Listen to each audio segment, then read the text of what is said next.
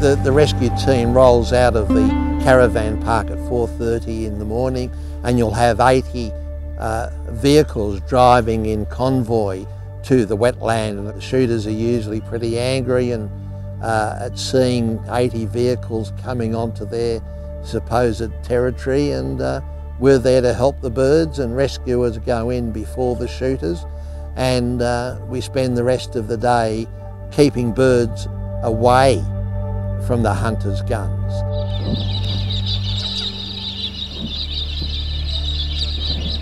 The role of a rescuer out there is to go onto the water and to move birds off before shooters take their place on the water.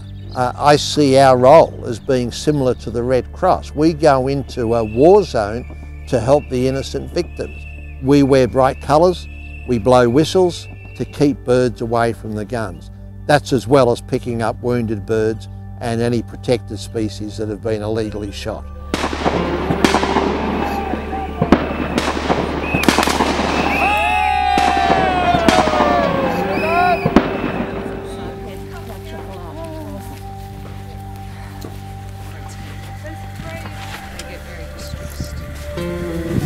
Wounded birds go to our mobile veterinary clinic, where often they come back to Melbourne. Then they go to wildlife carers until they're rehabilitated, where they can go back into the wild again.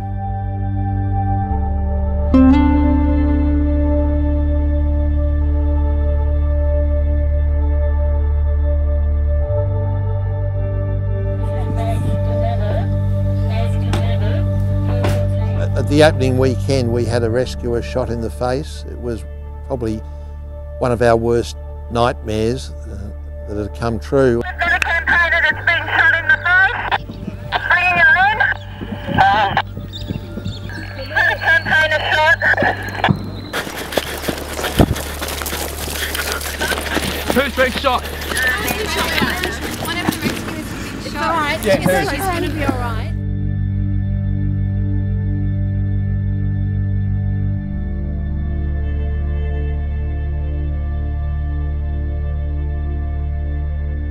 Luckily, the pellets missed her eyes, otherwise she would have been blinded. She was stretchered to an ambulance, taken to the Horsham Base Hospital. She had pellets removed from her face. It does highlight the courage and the commitment of rescuers over the years, because without that courage and commitment from rescuers, water birds wouldn't have a chance. One would expect politicians to be looking after our native water birds. One would expect the Department of Sustainability and Environment to be looking after our native water birds. Instead, they're the gamekeepers.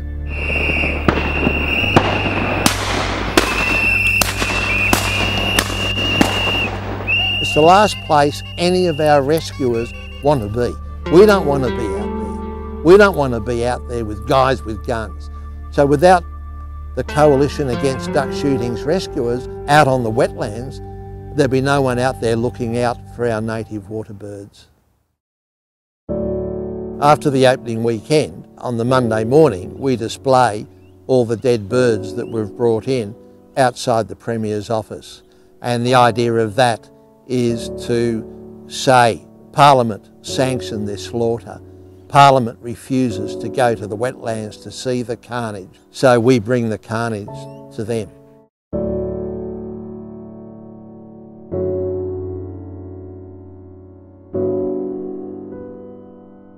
We've brought out 630 dead birds.